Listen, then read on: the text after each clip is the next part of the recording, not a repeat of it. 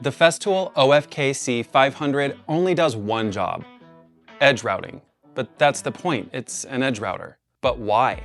When you're doing finish work, making every edge perfectly consistent without tipping or burning the wood is a lot harder than it looks.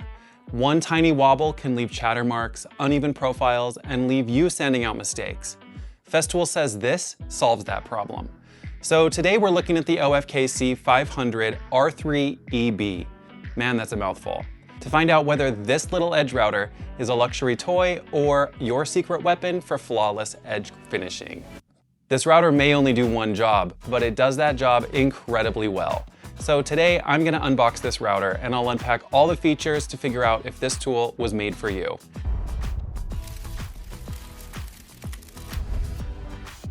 Hi, I'm Logan from mmtoolstore.com, and this is the OFKC 500 Compact Edge Router.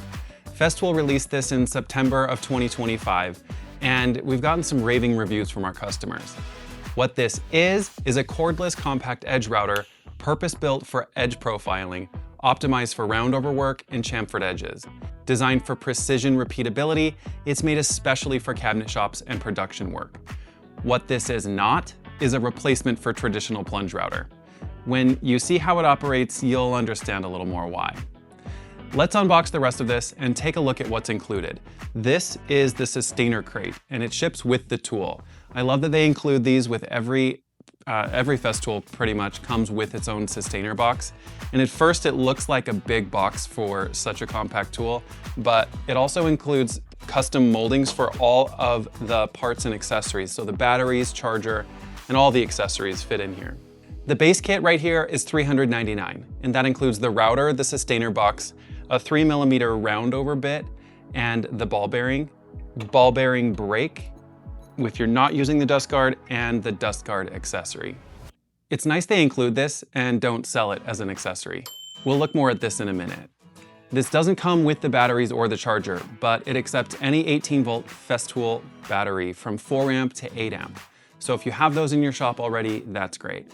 And like most other Festool stuff, the router bits for this are all proprietary, and they're sold separately as well. They make 10 different bits for this. This is the 3mm that's included for the roundover.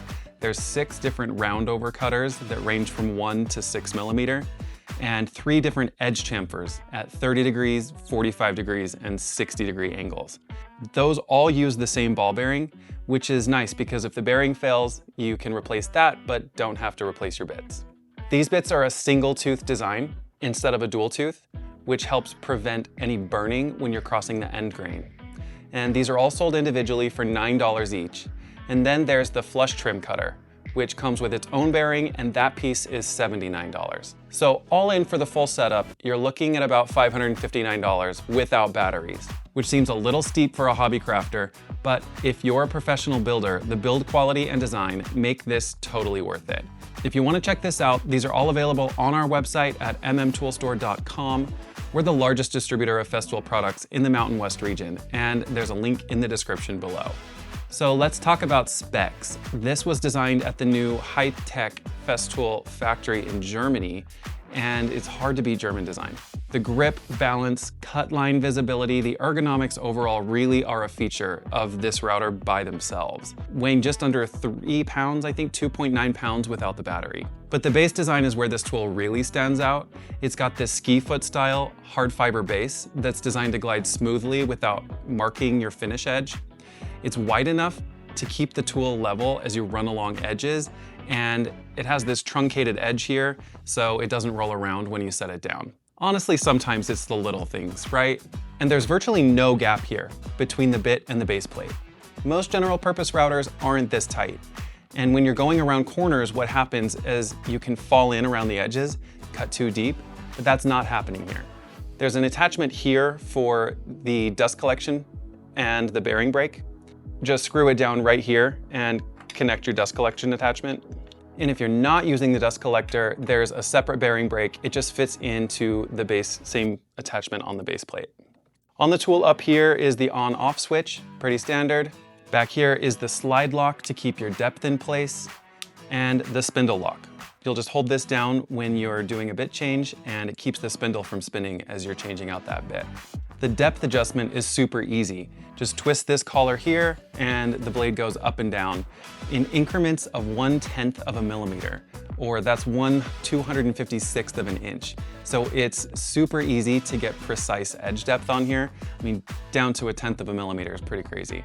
On the top is the adjustable speed dial from 1 to 6, and that adjusts the RPM range from 10,000 on the low end to 25,000 at full speed. They put the redesigned brushless EC Tech motor in here with a temp lock feature to protect it from overheating during heavy use.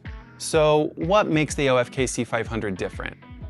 I mean, at first glance, it looks a lot like any other trim router, and honestly, that's exactly what I thought when I first saw it. It looks a lot like the MFKC 700, just with a different base.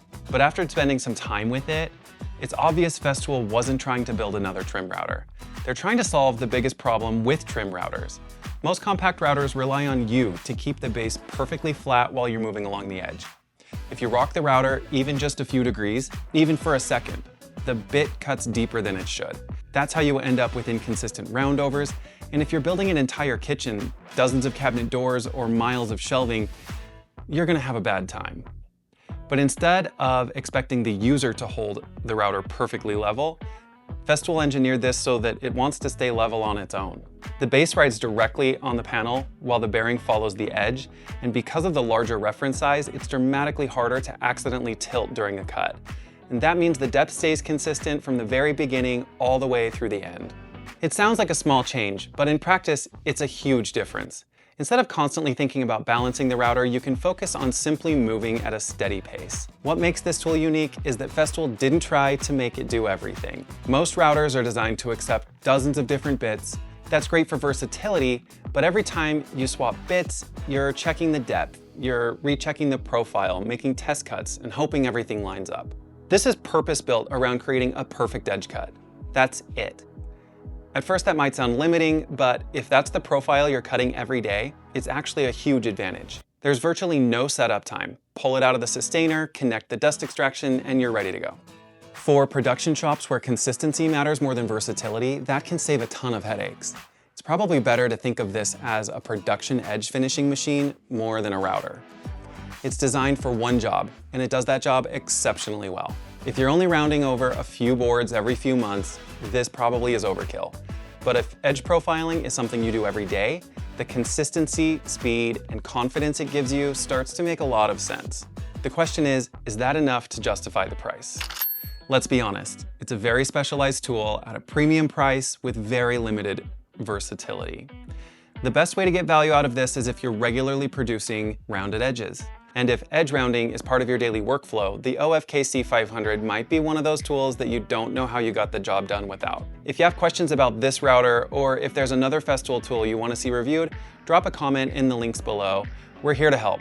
If this review helped you out, smash the like button for me, and I'll see you in the next one.